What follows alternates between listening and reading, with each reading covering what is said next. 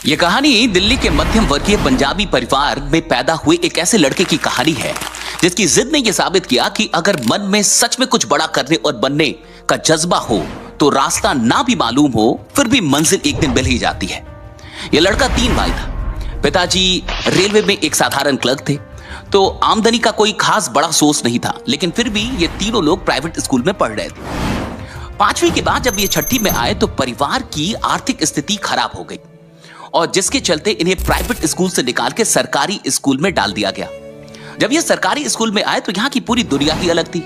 बात बात में मारपीट हो जाती थी, छोटी मोटी कोई भी गलती करने में मुर्गा बनना पड़ता था और इन चीजों ने पढ़ाई में जो इनका इंटरेस्ट था उसे समाप्त कर दिया।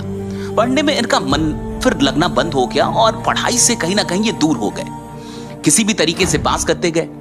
बीच में इनके मन में कभी आया कि इनको डॉक्टर बनना है और जिसके चलते जब ये 11th और 12th में पहुंचे तो इन्होंने डॉक्टरी की तैयारी शुरू कर दी, मेडिकल एंट्रेंस एग्जाम की तैयारी शुरू कर दी।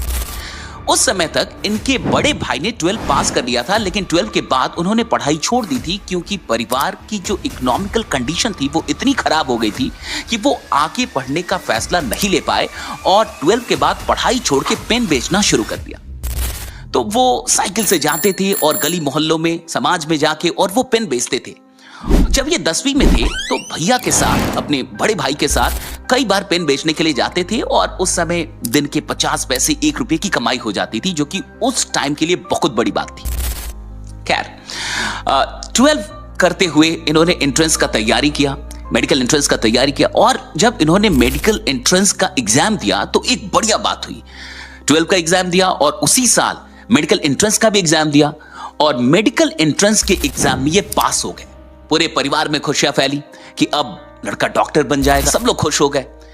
लेकिन अभी कुछ बाकी था, वो था 12 का रिजल्ट। जब 12 का रिजल्ट आया तो पूरी खुशियों पे पानी फिर गया। क्यों? क्योंकि 12 में इन्हें मात्र 49% नंबर आए और मेडिकल कॉलेज में दाखिला के लिए कम से कम 50% नंबर चाहिए था, यानी 1% से यह सपना पूरा होने से चूक गया। खैर 12 में कम नंबर आने के बाद इन्होंने यह तय किया कि फिर से 12 का एग्जाम देंगे और इसके लिए इन्होंने अपना स्कूल बदल दिया क्योंकि फिर से उसी स्कूल से 12 का एग्जाम देना इनके लिए इन्हें अच्छा नहीं लग रहा था। तो स्कूल बदल के और फिर से दोबारा इन्होंने इंटरमीडिएट का एग्जाम दिया और इस बार पूरे स्कूल में ये टॉप आए, बहुत अच्छे नंबर आए और बहुत बढ़िया रिजल्ट रहा। मैथ में तो 100% नंबर इन्हें मिले। इसके बाद फिर इन्होंने ये तय कर रखा था कि बनना तो डॉक्टर ही है, तो इसलिए आगे ग्रेजुएशन में एडमिशन क्यों लेना। लेकिन बहुत सारे दोस्त, बाकी के जो दोस्त थे वो ग्रेजुएशन में एडमिशन ले रहे थे, तो इन्होंने सोचा कि चलो फॉर्म भर देते हैं, हम भी कॉलेज में एडमिशन ले लेते हैं, भले कॉलेज में क्लास करने नहीं जाएंगे।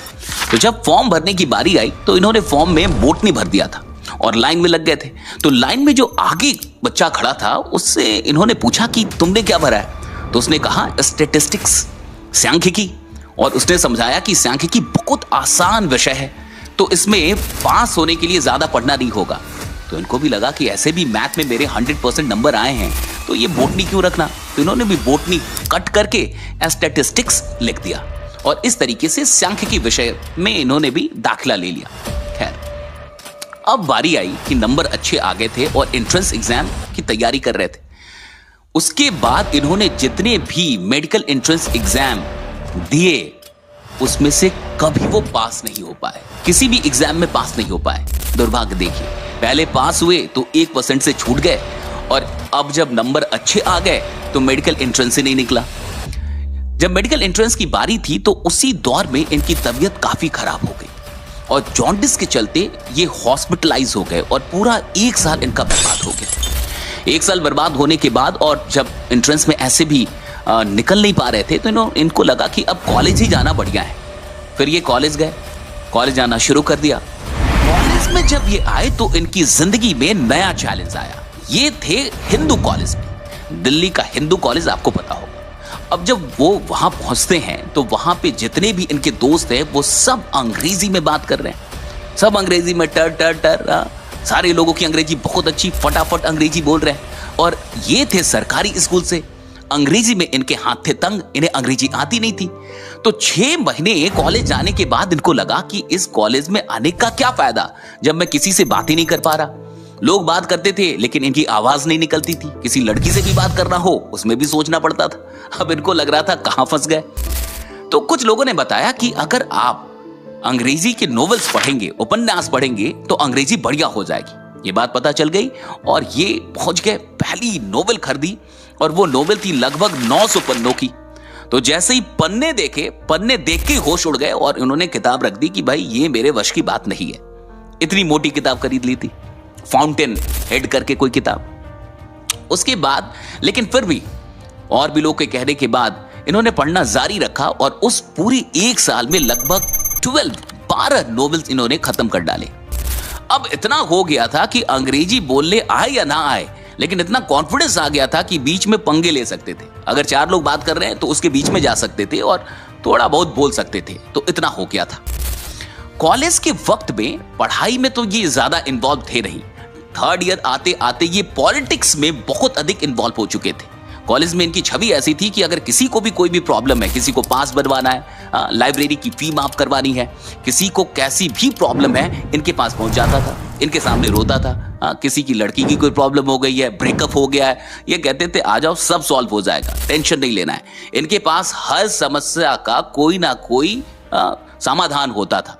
तो ये एक सोशल आदमी थे। बहुत सारे लोग इनको मूर्ख समझते थे कि ये आगे क्या करेगा, लेकिन इनको इसमें मजा आता था। लोगों की प्रॉब्लम को सॉल्व करने में इनको मजा आता था। और जब ये 2nd ईयर में थे तो खुद भी एक अफेयर में फंस गए। एक लड़की से इनको हो गया प्रेम।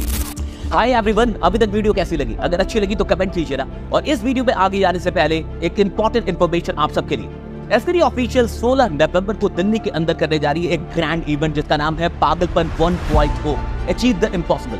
अगर आप भी अपनी जिंदगी में इम्पॉसिबल को पॉसिबल करना चाहते हैं, आप सीखना चाहते हैं कि कैसे मेजर गोल्स, बड़े बड़े गोल्स अचीव किए जाते हैं, आप ये जानना चाहते हैं कि चैंपियंस का माइंडसेट क्या होता है और कैसे दुनिया में कुछ लोग इम्पॉसिबल को भी पॉसिबल करके दिखाते हैं, ये सब कुछ अगर सीखना चाहते हैं तो 16 नवंबर को दिल्ली आ जाइए, ज्वाइन कीजिए पागलपन 1.0। और अगर अभी तक आपने अपनी टिकट बुक नहीं की है तो जल्दी से डिस्क्रिप्शन लिंक में जाइए, वहां पे टिकट का लिंक है, जाके वहां से बुक कर लीजिए। बाकी मिलते हैं 16 नवंबर को पागलपन 1.0 दिल्ली के अंदर।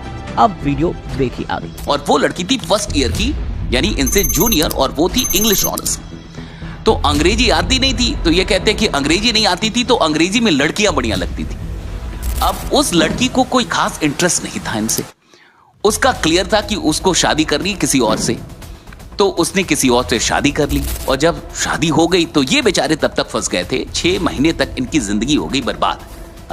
पूरे देवदास, रोना धोना सब कुछ, सबकी प्रॉब्लम सुलझाई, लेकिन अपनी प्रॉब्लम में फंस गए। तो 6 महीने इसमें बर्बाद हो गए। खैर, उस लड़की के साथ जो वक्त बिताया, उस टाइम पे एक शब्द इन्होंने बनाया था, क्योंकि इनको शुरू से मन था कि मैं कुछ अपना काम करूंगा। अपना क्या करूंगा कि पेन लाइन में ही जाऊंगा, लेकिन अपना ब्रांड बनाऊंगा। तो इन्होंने एक नाम सोचा, सुकैन, SUKAN। ये SU आया था उस लड़की के नाम से, K से इनका नाम था, और बाकी के जो 2 लेटर आप देख रहे हैं उससे इन्होंने सोचे थे बच्चों के नाम। इस तरीके से सुकैन बना। जब ये अपने काम में आए कॉलेज के बाद अच्छे ढंग से काम करने के लिए, तो जब इन्होंने कंपनी का ये जो नाम था ये दिया बनाने के लिए, बोर्ड बनाने के लिए, तो जो लड़का वो बोर्ड बना के आया उसने सुकैन की जगह सुकैम लिख दिया, एन को हटा के एम लिख दिया गलती से। और तब इसमें लगभग 450 रुपए लगते थे। तो इन्होंने कहा कि फिर 450 रुपए इसको देना होगा, इससे अच्छा है कि हटाओ, ये एन अब एम ही रहेगा। और इस तरीके से वो जो सुकैन था वो सुकैम हो गया। खैर, जब ये कॉलेज से बाहर निकले तो फिर इनका अब तो मेडिकल में जाना नहीं था। तब तक इनके बड़े भाई ने पेन की लाइन में बढ़िया धंधा कर लिया था। नई सड़क पे अपनी एक दुकान बना ली थी, अपनी गाड़ी भी ले ली थी। तो उसी बिजनेस में ये भी लग गए। बिजनेस में तो लग गए, लेकिन शुरू से इनको मैन्युफैक्चरिंग करना था। खैर, 2 साल काम किया और भाई के साथ काम करके एक और दुकान खड़ी कर दी नई सड़क में ही। बढ़िया सब कुछ चल रहा था, लेकिन भाई को बार बार ये कन्विंस करने में लगे थे कि मुझे मैन्युफैक्चरिंग करनी है। और इनके भैया बहुत डरते थे कि इतनी मुश्किल से यहां तक आए हैं, अगर ये कुछ और करेगा और वहां लॉस हो जाए फिर परिवार कैसे चलेगा। तो भैया कन्विंस नहीं हो रहे थे। एक दिन फाइनली ये अपने पिताजी के पास पहुंचते हैं और उनसे कहते हैं कि मुझे ये नहीं करना, मुझे करनी है मैन्युफैक्चरिंग। पिताजी भी टेंशन में आ जाते हैं कि यार इसको करना क्या है। वो बाकी के 2 बच्चों के लिए काफी आश्वस्त रहते हैं, लेकिन इनके बारे में उनको बहुत टेंशन होता है क्योंकि ये लेफ्ट राइट इधर उधर भटकते रहते हैं और ये बहुत बड़ी बड़ी बातें करते थे कि मैं कुछ बड़ा करूंगा, मैन्युफैक्चरिंग करूंगा, ब्रांड बनाऊंगा।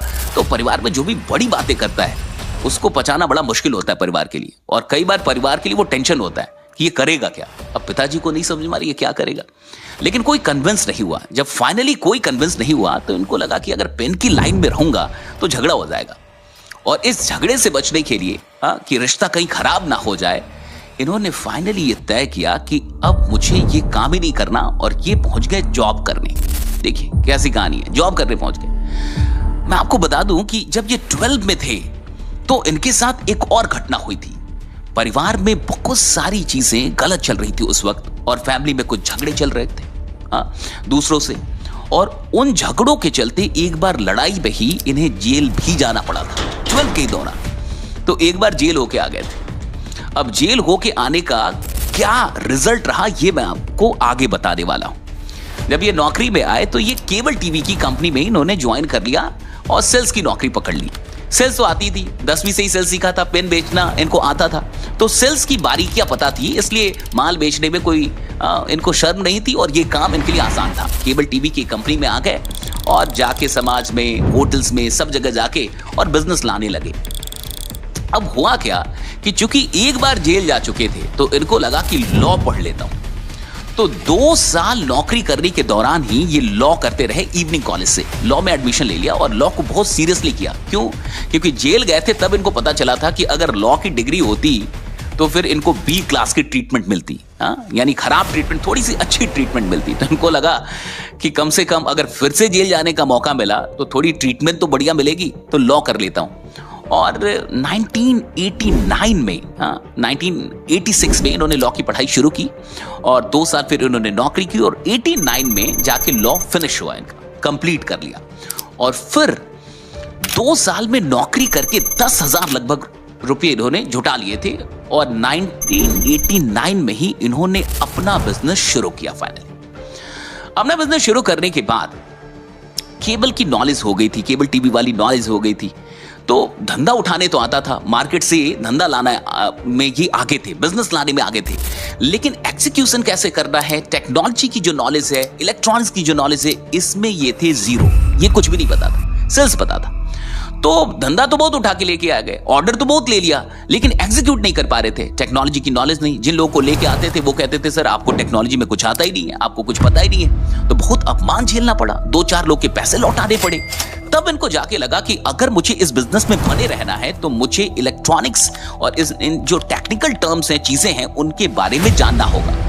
अब जाके इन्होंने स्कूल के टाइम के फिजिक्स की किताबें उठाई और जिन किताबों को कभी नहीं पढ़ा था ढंग से, उन किताबों को बहुत बढ़िया से पढ़ गए। धीरे धीरे इंटरेस्ट इनके अंदर डेवलप होने लगा। एम्पलीफायर क्या है, रेजिस्टेंस क्या है, कैपेसिटर क्या है, मॉड्यूलेटर क्या है, ये सारी चीजें सीखने लगे और फिर एक एक करके नए नए प्रोडक्ट केबल टीवी में ये बनाने लगे। बहुत बढ़िया काम निकलने लगा। धीरे धीरे उस टाइम में घर घर में केबल लगने लगा, डिशेस का जमाना आया, डिशेस लगाई, बहुत सारे प्रोजेक्ट किए, ब्रांड बनाया, घर घर में केबल लगने लगा। तो उस टाइम में इनकी बहुत बढ़िया आमदनी होने लगी और 1998 तक इन्होंने बहुत बढ़िया पैसा कमाया, अच्छा नाम कमाया, बहुत बढ़िया पैसा कमाया, जिंदगी नेक्स्ट लेवल पे चली गई। अब कहानी में एक नया टर्निंग पॉइंट आता है। यह टर्निंग पॉइंट है कि एक दिन इनके घर में इन्वर्टर लगा हुआ था, तो वो इन्वर्टर बार बार खराब होता था। हर तीसरे चौथे दिन वो बनाने वाला कोई आता था, कभी इन्वर्टर उठा के लेके जाए, कभी बैटरी लेके जाए, कभी दोनों लेके जाए। तो उनसे रहा नहीं गया। एक दिन उन्होंने उस बच्चे से पूछा कि यार क्या मसला है, क्या होते रहता है, देखता हूं हर दूसरे तीसरे दिन तुम लेके जाते हो, इसमें खराब क्या होते रहता है। तो उसने कहा कि साहब ये आपके वश की बात नहीं है, आप इसे छोड़ दीजिए। अब ये बात इनको लग गई। ये उठे और इन्वर्टर लेके पहुंच गए अपने लैब। अभी तक ये लोग आरएफ रेडियो फ्रीक्वेंसी इलेक्ट्रॉनिक्स में काम कर रहे थे, अब ये नई चीज थी। इन्वर्टर को खोला, सारी चीजें देखी और उस वक्त आप समझिए कि पूरी दुनिया में कुछ ऐसा था नहीं जिसका कॉपी किया जाए। यूरोप में ये चलता नहीं था इन्वर्टर और यूएस में इसकी जरूरत नहीं थी, तो कुछ ऐसा नहीं था जिसकी कॉपी की जाए, यानी सब कुछ खुद से ही करना था। अब 2000 का ये वक्त था, 2000, और इनको बनाने का आ गया मन कि अब हमें इन्वर्टर बनाना है, क्योंकि अच्छे इन्वर्टर नहीं थे, बढ़िया इन्वर्टर तब नहीं थे। और ये समझ गए थे कि पावर सप्लाई, ये जो पावर की जो प्रॉब्लम है, इलेक्ट्रिसिटी की प्रॉब्लम है, इसको इन्वर्टर से ही दूर किया जा सकता है। तो इन्होंने R&D की एक टीम बना रखी थी जिसमें लगभग 6 बच्चे थे, 6 नौजवान बच्चे। अब उनसे इन्होंने कहा कि हमें साइन वेव इन्वर्टर बनाना है। तो जैसे ही कहा कि साइन वेव इन्वर्टर बनाना है, उन सब ने कहा कि सर ये पॉसिबल नहीं है, ये नहीं बन सकता है। इन्होंने एक बड़ा कमाल का काम किया। इन्होंने उन सब की मीटिंग बुलाई उनकी पत्नियों के साथ कि आपको अपनी वाइफ के साथ आना है। अब ये 6 लोग आए, शादीशुदा थे सब, अपनी पत्नियों के साथ आए और मीटिंग हुई। और इस मीटिंग में इन्होंने कहा कि अगर आप लोगों ने ये इन्वर्टर बना दिया तो मैं आपको अपनी पत्नियों के साथ यूरोप ट्रिप भेजूंगा। या पत्नियों को यह बात पता चल गई। इन्होंने टीम को 2 भागों में बांट दिया, एक टीम में 3 लोग, दूसरी टीम में 3 लोग, और कहा कि जो टीम पहले बनाएगी उस टीम को यूरोप ट्रिप मिलेगा, और वो भी पत्नियों के साथ। अब पत्नियां जो थी इन लोगों की, ये इनके पीछे लग गई। जब भी ये घर पहुंचते थे तो इनकी वाइफ पूछते रहती थी कि ये स्टेटस क्या है, काम कहां तक पहुंचा, कहां तक हुआ, इन्वर्टर बन रहा है कि नहीं बन रहा है। अब ये हो गए परेशान। अब देखिए क्या ट्रिक था, इन्होंने घर को लगा दिया इनके पीछे। अब ये जब घर पे जाते थे, अब उनमें से कई ऐसे लोग थे जो कहते थे आज रात घर पे ही नहीं जाएंगे। वो पूछते थे क्यों, कि फिर पत्नी पूछेगी कि स्टेटस क्या है, और स्टेटस कुछ था ही नहीं कि कहां तक काम पहुंचा। तो कहते ठीक है फिर यहीं रहो, और फिर दिन रात वर्किंग रह के वो खुद उन लोगों के साथ मिलके, R&D टीम के साथ मिलके और रिसर्च करते रहे, इनोवेशन करते रहे, लगे रहे।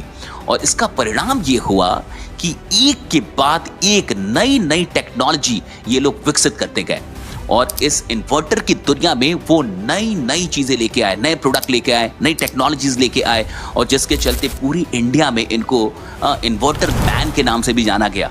और पहला इन्वर्टर बनाने में इनकी पूरी टीम को 1.5 साल लग गए थे, जो कि मात्र 50% ही सक्सेसफुल था, 50% वो फेलियर ही था। लेकिन आज पूरी दुनिया में ये वर्ल्ड लीडर है। आज 90 से अधिक देशों में, 2003 में तो ये लोग एक्सपोर्ट करना इन लोगों ने शुरू कर दिया था, श्रीलंका में, बांग्लादेश में, ईरान में, अफगानिस्तान में, आप नाम लीजिए, 90 से अधिक देशों में इनके इन्वर्टर चल रहे हैं, और 90 से अधिक देशों में ये पूरा व्यापार। और आज ये जो कंपनी है वो 3000 करोड़ की कंपनी इन्होंने बना दी। 2000 से अधिक एम्प्लॉइज हैं, 6-7 फैक्ट्रीज हैं। आप समझ सकते हैं कि कैसे एक इंसान ने 10,000 नौकरी से जुटा के और अपने व्यापार की शुरुआत की थी। ये कहते हैं कि इनको ये नहीं पता था कि करना क्या है, बस इतना पता था कि कुछ बड़ा करना है, मैन्युफैक्चरिंग करनी है, कुछ ब्रांड बनाना है, इतना पता था। लेकिन क्या करना है, किस फील्ड में करना है, ये कुछ भी नहीं पता था। इनके बारे में एक इंटरेस्टिंग किस्सा है, समझिए इंसान कैसे बड़ा बनता है। इनकी शादी हो गई थी और ये कहते हैं कि वाइफ कह रही थी कि घर ले लेते हैं, और उस टाइम पे घर जो आना था वो 12-13 लाख में कोठी आ जाती थी, 15 लाख तक कोठी मिलनी थी, मतलब बहुत बढ़िया घर मिल जाना था। और उसी टाइम पे इनको स्पेक्ट्रम एनालाइजर खरीदना था, जिसकी कॉस्ट आ रही थी 20 लाख रुपए, वो भी विदेश से आना था। सो 20 लाख रुपए की स्पेक्ट्रम एनालाइजर खरीदनी थी, और दूसरी तरफ थी घर खरीदना। और जो वो घर, वो कहते हैं 20 लाख में तो कोठी आनी थी, और वो घर ना खरीद के वो 20 लाख रुपए उन्होंने धंधे में लगाया। घर नहीं खरीदा और वो 20 लाख रुपए धंधे में लगा दिया। आप समझ के देखिए, यही कारण है जो लोग अपने बिजनेस को सबसे ज्यादा प्राथमिकता देंगे वही लोग बिजनेस में आगे जाएंगे। अगर आप कोई भी काम कर रहे हैं और वो काम आपके लिए फर्स्ट प्रायोरिटी है, तो आपको आगे बढ़ने से इस दुनिया में कोई नहीं रोक सकता। हमें ये देखना है कि हम जो काम कर रहे हैं वो हमारी प्रायोरिटी लिस्ट में कहां पे है। कई बार जब पैसे आते हैं तो फिर बिजनेस से नजर हट के, बिजनेस आपकी प्रायोरिटी से कहीं ना कहीं हट जाता है, और कुछ बेकार की चीजें, कुछ और चीजें आपकी प्रायोरिटी लिस्ट में शामिल हो जाती हैं। कुंवर सचदेव इस इंसान का नाम है, और कुंवर सचदेव भारत में ही नहीं पूरी दुनिया के अंदर आज एक बड़ा नाम है। कभी साइकिल से अपने बड़े भाई के साथ पेन बेचने वाला ये इंसान 3000 करोड़ की कंपनी, आज सोलर एनर्जी के क्षेत्र में भी बहुत बड़ा काम कर रहे हैं। और मुझे लगता है कि हम सब के पास कुछ ना कुछ आइडियाज होते हैं, कुछ ना कुछ करने का हमारा मन होता है, लेकिन हम एक्शन लेने में काफी लेट करते हैं। हम ये चाहते हैं कि सारी चीजें हमें आज ही पता चल जाए, तब हम एक्शन लेंगे। मैं आपसे इतना ही कहूंगा, अगर आपके मन में कुछ भी करने का ख्याल है तो ज्यादा डिले मत कीजिए, ज्यादा लेट मत कीजिए। आज जो आप काम कर रहे हैं, जरूरी नहीं कि 10 साल बाद भी आप वही काम कर रहे हो सकता है कुछ और कर रहे हो, लेकिन जब आप कुछ करना शुरू करेंगे तभी आप कहीं पहुंचेंगे भी।